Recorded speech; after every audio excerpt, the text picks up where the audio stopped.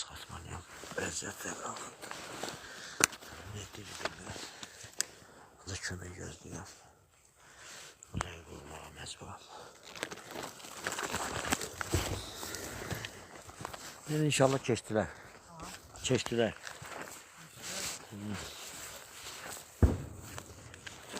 Keçdilər. Mənəfdir.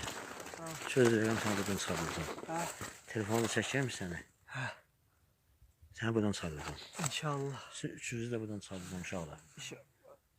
Mənimdir. Kıçım işte bir Allah. Çıxaracağım üstünüzdə. Narahat olun uşaqlar. Kıçım işte bir. Çıxaracağım. Sizi üçünüzü də buradan söz verirəm. Çıxaracağım Allah'ın köməklə. Siz yaralıları tərpətmə. Buradan çıxaracağım. Uşaqlar gediblər, indi kömək gələcək, uşaqlar sizi çıxaracağım. Bazarlığımı qədər.